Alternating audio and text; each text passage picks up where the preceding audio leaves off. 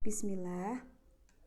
Untuk pelajaran selanjutnya masih pada bagian makhraj yang berada di lidah kita. Sebelumnya kita sudah membahas 3 bagian, yaitu tengah lidah, pangkal lidah ada 2. Insya Allah hari ini akan bahas 4 bagian lagi. Bagian keempat kita sudah memasuki tepi lidah, yaitu huruf dhad. Huruf dhad merupakan huruf tebal, makanya saat mengucapkan pangkal lidah kita naikkan. Makhrajnya berada di tepi lidah kanan atau kiri kita, dipertemukan dengan dinding geraham atas kanan dan kiri kita. Ujung lidahnya kemana? Ujung lidah kita pertemukan di pangkal gigi seri atas. Dan ujung lidah ini hanya menyentuh saja. Yang menekan kuat itu adalah tepi-tepi lidah kita dengan dinding geraham atas kanan kiri. Huruf dhad tepi lidah boleh kita gunakan keduanya. Misal Antuna bisa menggunakan dua-duanya, tepi lidah kanan kiri dengan dinding geraham atas kanan kiri, atau boleh pilih satu di antara keduanya. Jadi saya kembalikan ke Antuna, lebih mudah mana pengucapannya? Apabila mau ambil yang sebelah kiri, silakan, atau mungkin lebih mudah pengucapannya di tepi lidah bagian kanan dengan dinding geraham atas kanan juga silakan. Kalau saya pribadi, saya bisanya dan lebih mudahnya menggunakan tepi lidah bagian kiri saya pertemukan dengan dinding geraham atas bagian kiri juga. Pengucapan huruf dhad yaitu tidak disertai udara ya. Dan saat dhad sukun kita baca hurufnya memanjang. Kita perhatikan animasi berikut ini dalam pengucapan huruf dhad. Nah, tepi lidah warna kuning yang tadi saya maksud, dia contoh menggunakan bagian kanan, dipertemukan dengan gigi geraham atas ya, yang bagian kanan juga. Bagian depan, saat mengucapkan pangkal lidah dinaikkan. Ya, tadi tepi lidah bagian kanan boleh kiri, boleh keduanya, pertemukan dengan gigi geraham atas. Ujung lidah yang warna hijau ini ini boleh 2 tepi lidah ya, warna ungu, pertemukan dengan dinding geraham atas kanan kiri juga. Nah, ujung lidahnya yang warna hijau ini disentuhkan pada pangkal gigi seri atas. Nah, itu saat mengucapkan to. Hurufnya tebal, pangkal lidah naikkan. Saya contohkan bo.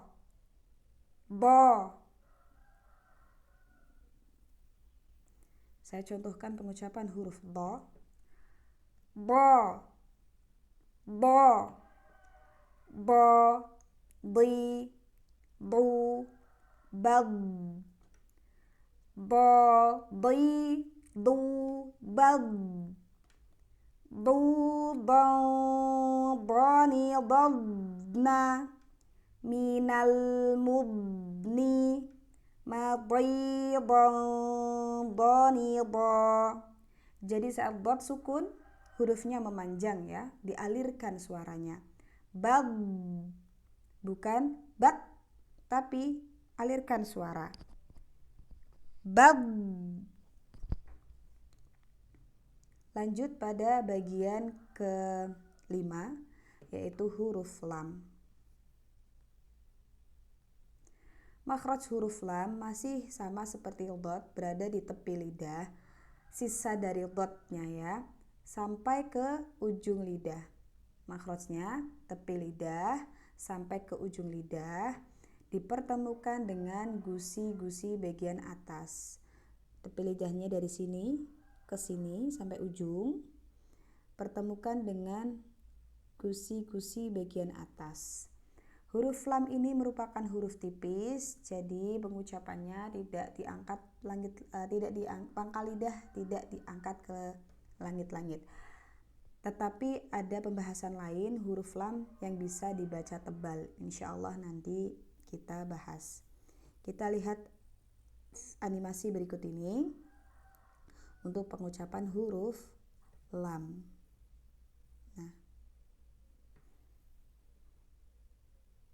Nah, tepi lidahnya dari sisanya dot ya sampai ujung lidah, pertemukan dengan gusi-gusi bagian atas. Bagian depan kita lihat, nah seperti itu, tidak boleh meruncingkan ujung lidahnya. Nanti ujung lidah akan kerasa menempel di gigi-gigi bagian depan. Ya, jadi tidak boleh meruncingkan huruf lam, lidah lam. Tidak boleh meruncingkan lidah kita saat mengucapkan huruf lam.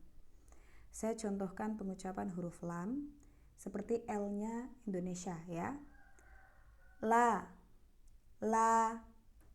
Biasanya la orang-orang membaca dengan tebal, la, ya. Padahal dia huruf tipis. Dan kalau misal diruncingkan lidah kita, pada ujung lidah kita runcingkan, maka akan terdengar la, tipis sekali, kurang kuat. La, ya, melebar saja normal seperti kita mengucapkan huruf L. La, li, lu, bal,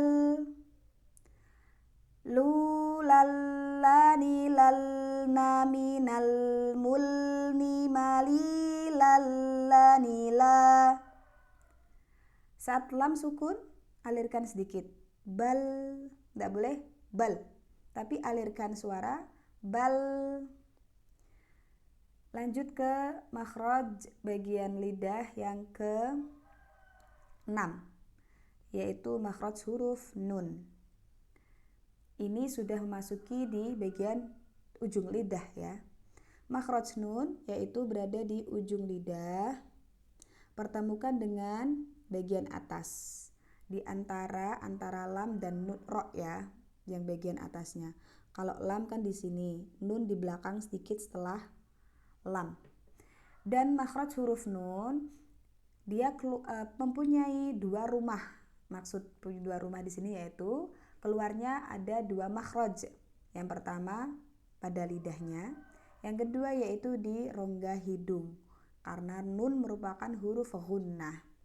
Misal, Antuna bisa praktekkan mengucapkan huruf nun. Lidah kita bekerja dan keluar suaranya dari hidung. Nah, ya, karena ada gunnah di rongga hidung. Kita lihat animasi berikut ini, pengucapan huruf nun.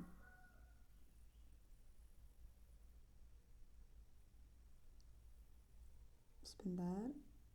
Nah, huruf nun menggunakan ujung lidah kita ditempelkan atau menyentuh pada gusi bagian atas belakang setelah lam sedikit ya, daerah yang kasarnya atas kita itu. Bagian depan saat mengucapkan lidahnya bisa dilihat. Nah, ujung lidah tempelkan di gusi atas dan nanti suara juga keluar dari hidung sebagiannya. Kita praktekkan cara pengucapan huruf nun. Na, tapi saat harokatnya kita ucapkan, suara sudah bersih ya, tidak keluar dari hidung.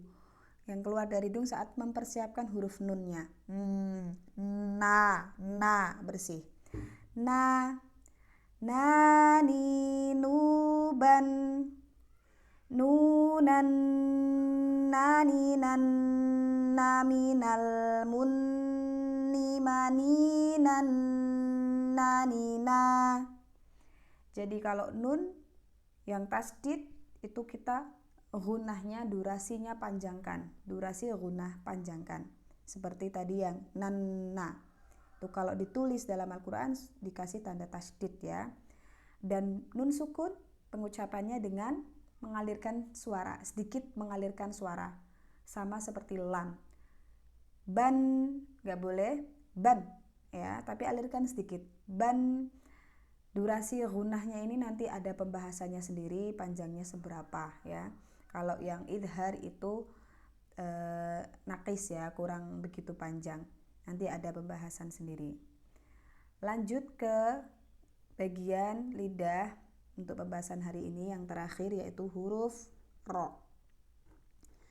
Huruf ro masih berada di ujung lidah, tapi kita gunakan punggungnya ya. Jadi punggung, ini punggung, bagian atas ini punggung, tapi kita pakai yang ujungnya. Awal punggung ujung lidah, bisa dipahami ya. Ini kan awal punggung, ini bagian belakang punggung. Awal punggung ujung lidah bertemu dengan bagian atas ya. Huruf ro ini merupakan huruf tebal. Ada dua kondisi, bisa dibaca tebal dan bisa dibaca tipis. Kalau huruf ro yang dibaca tebal, secara umum dia berharokat fathah dan dhammah. Jadi pengucapannya pangkal lidah kita naikkan saat dibaca tebal. Dan apabila ro itu dibaca tipis, maka pangkal lidah tidak dinaikkan. Secara umum berharokat ro kasroh ya. Tapi pembahasan rumus ro bisa dibaca tebal dan tipis itu akan ada pembahasannya sendiri. Makhraj ro tadi awal punggung ujung lidah dipertemukan dengan langit-langit. Kita lihat animasi berikut ini untuk huruf ro.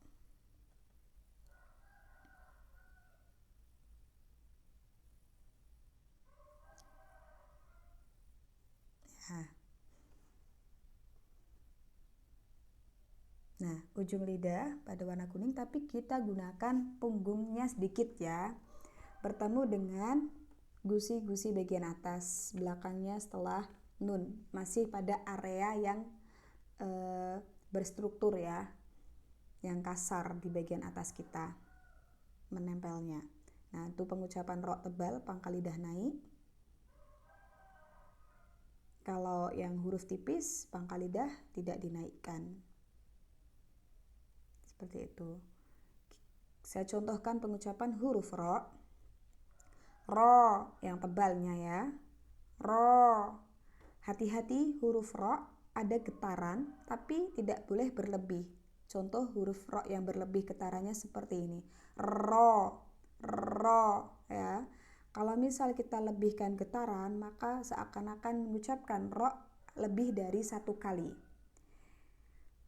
Ro, ro, ri, ru, bar. Nah, saat tipis ri bisa ada perbedaan ya, terdengar ada perbedaan. Enggak ri, dan ro tebal pun enggak boleh ro. Ini tipis, ru, tebalkan. Ro, ri, ru, bar. Ru, ror, roni, rorna, minal, murni, mari, ror, roni, ro. Saya ulangi.